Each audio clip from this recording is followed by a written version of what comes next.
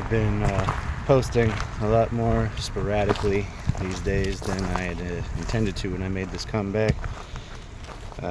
So long apart, in fact, that I probably make mention of it every single time I make a new post, but nonetheless, I am back for another edition today. And what we are doing today is a little more urban exploring. This time a little bit of a different kind, a type of adventure I've never taken you guys on before. Today we are in search of something called the Manunka tunnels. This is a place that I had visited once, maybe 10 years ago, give or take. It's a very cool location, but not always the most easy to gain access to. But I've done a little more scouting, and I figured out a better place to start from than I have previously. So, if you have a look here, what I am actually walking along is what used to be the railroad tunnel, or the railroad track that would lead to the tunnel, or the train station. And actually, look at this. Right along the pathway here, all along the whole length of it, you can see that we still have the half remnants of the railroad ties. Of course, also, it's not very far from present day road. It's kind of tucked up on the hill here.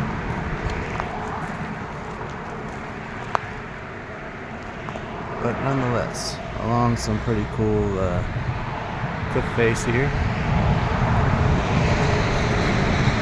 So at any rate, what we are aiming to do today, where these railroad tracks, what used to be railroad tracks, go, is to two abandoned train tunnels. Now the last time I was here, like I said, about 10 years ago, give or take, one of those tunnels was almost completely inaccessible, was completely flooded out, had the roof collapse, almost impassable, but the other one was still semi-accessible. So hopefully today we will be able to get inside and explore the one remaining tunnel that can still be accessed. So without further ado, let's go. The following is an excerpt from the book Weird New Jersey Volume 2 on the Manunka tunnels.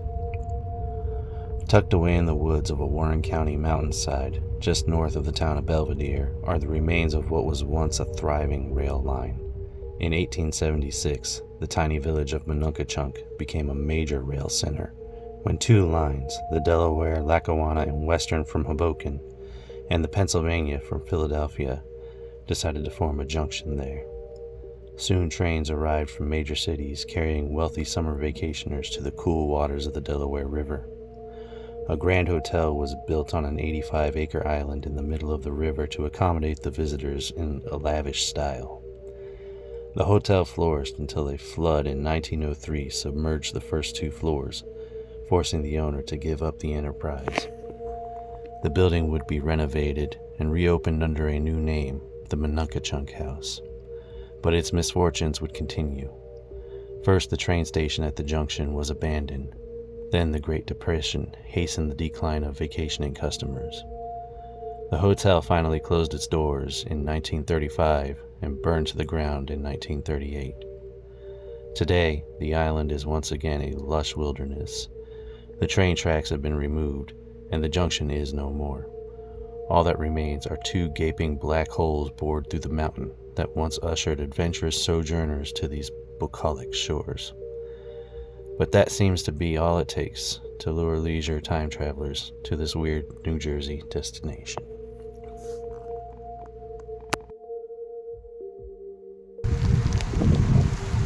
So,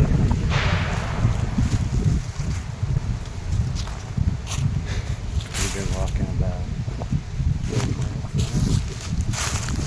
a second ago. There are gunshots. Just gonna assume a hunter, but we have arrived. just very different now than it was when I first saw it. Check it out. So for starters, first time I came here, this was all still rugged woods. It looks as though the state has completely cut out the side of the hill, kind of circumvented the water.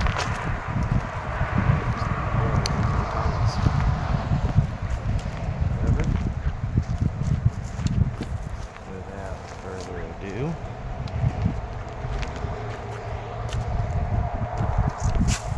here we are.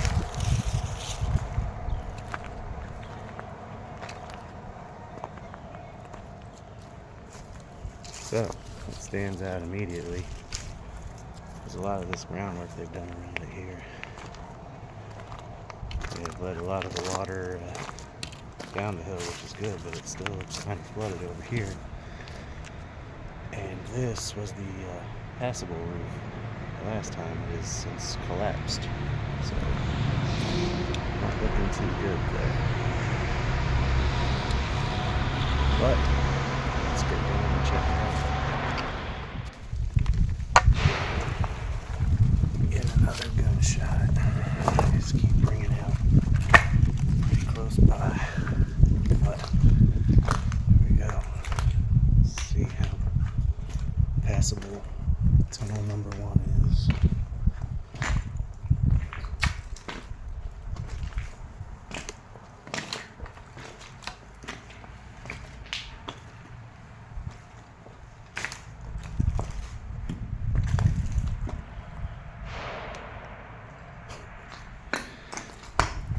I almost wonder if those are not being fired with the intention of trying to spook me off.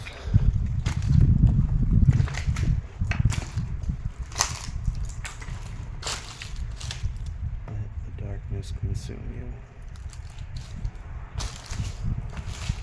Always nice to see these affirmations before getting into places like this.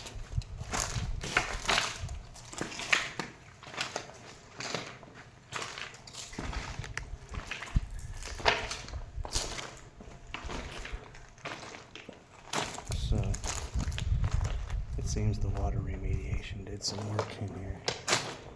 So when I saw this tunnel 10 years ago, this was completely flooded all the way up to this point.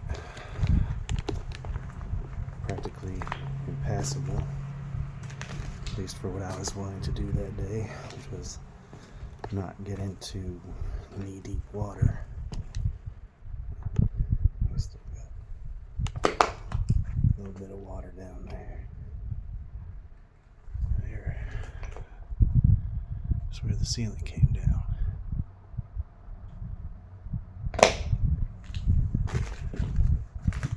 And this is what such a risk of exploring a place such as this is. Because you never know what or when will cause it to happen again. That's why you'll notice I am speaking very softly,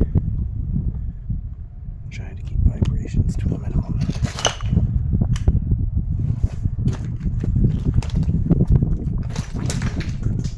Oh wow.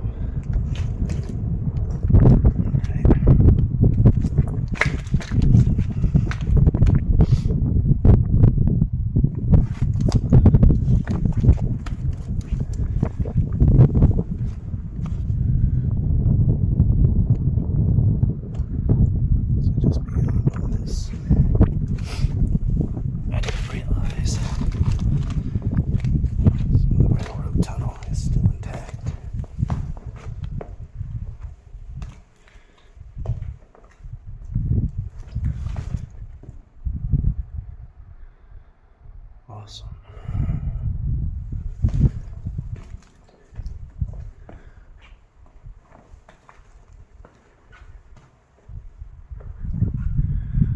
We have another ceiling collapse here.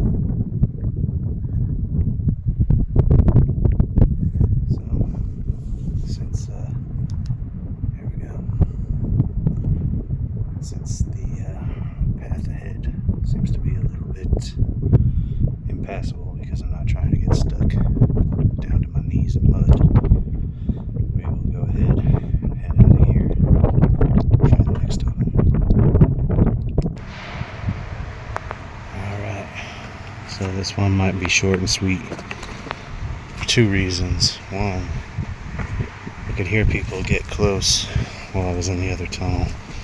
Kind of ducked down in the shadows for a bit and wait for them to pass, but I'm going to be caught here and I don't want that.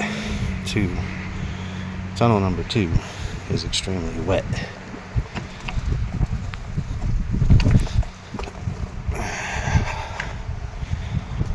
So we got probably about a foot of water with one little spot possible to walk. But then you get up here, which is where the roof collapsed. And this is the roof. But just beyond this, I can see from here that turns to a lot of water further down. So this will probably be about as deep as we get in this one. Especially with all the people lurking around now. At any rate, I am getting out of here. This has been cool. Thanks for watching.